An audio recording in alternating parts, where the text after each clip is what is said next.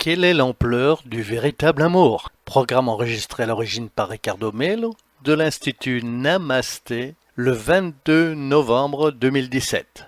Les audios sont préparés par les volontaires de la pilule de l'Évangile. Notre équipe de collaborateurs a toujours besoin d'aide.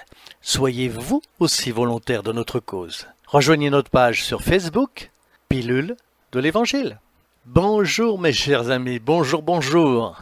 Nous commençons aujourd'hui avec beaucoup de tendresse, avec une grande gratitude envers Dieu, une autre pilule de l'Évangile. Profitons de chaque minute avec beaucoup de sagesse. Une question pour vous. Jusqu'où doit aller l'extension du véritable amour? Quelle est la limite de notre capacité à aimer? Jusqu'où ça vaut la peine de céder pour que l'amour l'emporte vraiment? Des questions profondes, n'est-ce pas? Pour nous aider avec ces réflexions, je vais bientôt partager avec vous une belle histoire. Une autre de notre bien-aimé Chico Xavier. Il nous inspire toujours et nous montre de grandes manières afin que nous puissions avoir une existence beaucoup plus équilibrée et heureuse. Du fond de mon cœur, j'espère sincèrement que cela peut faire une grande différence pour vous. Comme d'habitude, tout a été fait avec le plus grand soin. Très bien mes amis.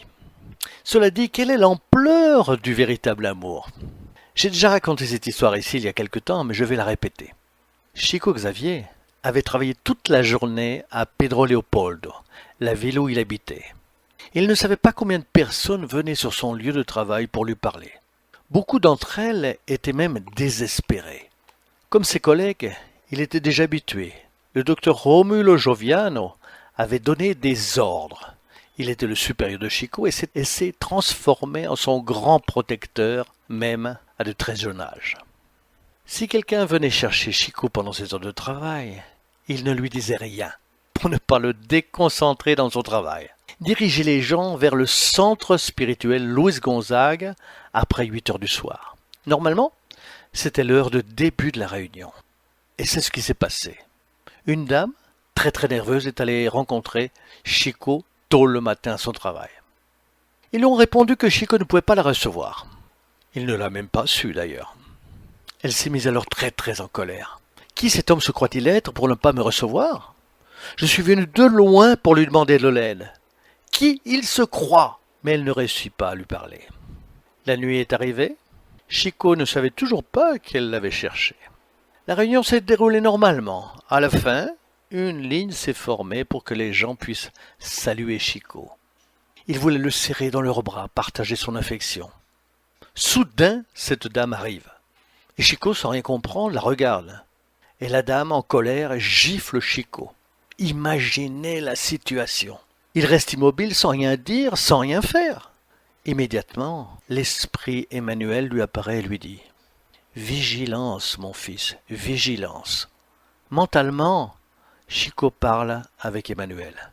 « Mais c'est elle qui m'a frappé. C'est à peu près ceci. Vous voulez que je sois vigilant, mais elle m'a frappé. Est-ce que je n'ai pas raison de me sentir gêné? » Regardez la réponse d'Emmanuel, mes amis. Vous avez absolument raison, mon fils. Mais notre sœur est dans le besoin. Qui a le plus grand besoin d'amour maintenant? Chico inspire profondément et revient à lui-même. Tout le monde attend sa réaction. Il la regarde et dit « Ma sœur, je ne sais pas ce que je vous ai fait, mais je vous demande pardon. Que Dieu vous bénisse. » Contrairement aux attentes, il a eu une réaction sereine. La dame commence à pleurer, baisse la garde et ouvre son cœur. Malheureusement, elle avait perdu son fils et était désespérée. Elle n'était pas spirite, mais avait demandé l'aide de Chico Xavier. Et Chico, avec toute l'affection, lui a donné son attention, lui a donné de la tendresse. En fin de compte, elle s'est excusée, lui a demandé pardon pour l'exagération de son attitude.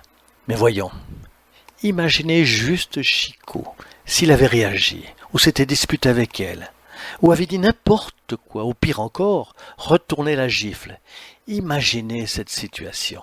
Mes amis, le vrai amour aime. Je sais que cela peut paraître ringard pour certaines personnes, mais la vérité c'est ça, il n'y a pas grand-chose à inventer.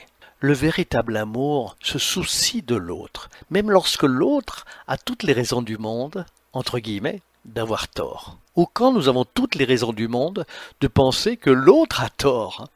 On voit beaucoup cela aujourd'hui. Le monde spirituel nous demande d'avoir beaucoup de compassion pour les personnes qui sont marginalisées par la société à cause de leurs erreurs.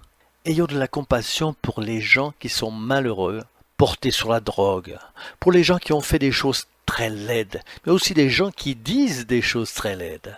Qu'est-ce que c'est d'avoir de la compassion? La compassion n'est pas de baisser la tête pour que l'autre vous fasse mal.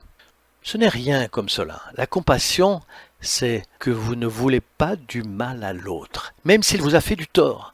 Et c'est dans la mesure du possible, essayer de vous mettre à la place de l'autre pour comprendre comment il est raisonné, pour avoir agi comme il l'a fait. La compassion est demander à Dieu d'amener l'amour pour dissiper la colère, le malentendu qui vient de l'autre partie. Si nous n'avons pas la compassion pour protéger notre âme, nous restons très vulnérables à la colère, à la haine, la rancune, le mal qui ne fait que nous blesser. C'est pourquoi beaucoup d'entre nous sont malades. Beaucoup disent « Ah, je suis malade, mais c'est la faute de mon mari qui est très difficile. Non, c'est la faute de mon fils qui ne me valorise pas. C'est la faute de quelqu'un d'autre ou de cette personne. » Même si le stimulus vient de l'extérieur, personne n'est en train de dire que vous n'avez ni douleur ni problème. Mais cela résoudra-t-il votre douleur ou votre problème de rester en colère contre l'autre? C'est ça la question. Est-ce que cela va solutionner quelque chose? Est-ce que l'autre va arrêter de boire? Va devenir une personne plus gentille, attentionnée?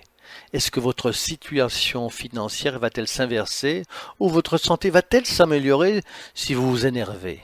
Avec plus de tristesse? Bien sûr que non. Et c'est dans ce sens que l'Évangile nous invite à aimer.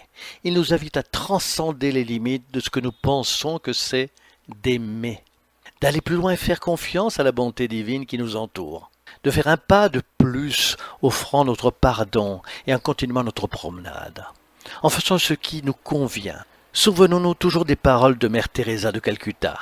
Nous devons toujours faire du bien, même si les gens ne le reconnaissent pas. Nous devons faire ce qui est correct, même si les bénéficiaires se plaignent plus tard, ou se plaignent continuellement. En fin de compte, nous constatons que cela n'est jamais entre nous et les autres personnes. Cela a toujours été entre nous et Dieu. Que la bonté divine vous illumine une fois de plus, que le véritable amour trouve une merveilleuse extension pour se manifester à travers votre cœur, vos paroles, le ton de votre voix. Puisse la façon dont vous regardez vibrer pour tout le monde autour de vous fasse qu'ils ressentent Dieu en vous. Que vous puissiez convertir les expériences difficiles dans votre âme pour qu'elles deviennent douces. Cela seul rendra votre âme légère et heureuse, même en passant par des moments extrêmement turbulents. Que la lumière divine vous enveloppe, lumière et paix. Merci comme toujours pour partager les pilules de l'Évangile. Puissiez-vous aimer de plus en plus, même si cela est difficile.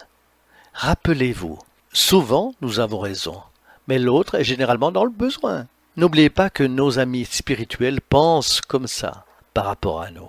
Heureusement, c'est pourquoi ils nous aiment tellement, même quand nous n'avons aucune raison de nous plaindre. Restez avec Dieu. Lumière et paix à vous tous, et à bientôt, à très très bientôt.